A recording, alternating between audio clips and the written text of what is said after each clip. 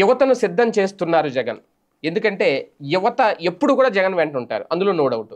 పవన్ కళ్యాణ్ వెంట జగన్ యువత ఉంటారు, జగన్ వెంట యువత ఉంటారు. ఇప్పుడు నారా లోకేష్ వారి వెంట కూడా యువత ఉంటారు. యువతకి కొదవలేదు ఆంధ్రప్రదేశ్ రాష్ట్రంలో.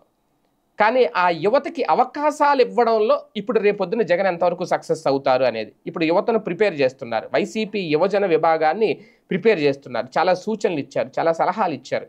ఎలా ఉండాలి, ప్రజలతో ఎలా ఉండాలి, ఎలా కలవాలి, ఎలా మమేకం అవ్వాలి, ఇవన్నీ మాట్లాడారు నిన్న మీటింగ్లో. అంటే ఒక రకంగా యువతకి మెండుగా అవకాశాలు రాబోతున్నాయి అనేది చాలా స్పష్టంగా అర్థమవుతుంది వైసీపీ హయాంలో.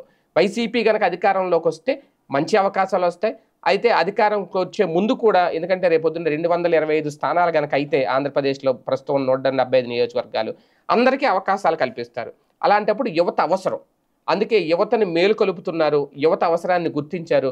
ఇప్పుడు సీనియర్ కార్యకర్తలు ఎవరైతే ఉంటారో, నియోజకవర్గాల్లో పట్టున్న వాళ్ళు ఎవరైతే ఉంటారో అలాంటి వాళ్ళందరికీ మంచి అవకాశాలు రాబోతున్నాయి. అందుకే జగన్మోహన్ రెడ్డి గారు అందరినీ ప్రిపేర్ చేస్తున్నారు. అయితే దీన్ని ఎంతవరకు యువత సద్వినియోగపరుచుకుంటారు వైసీపీలో ఉన్న వాళ్ళు అనేది ఇక్కడ కీలకం.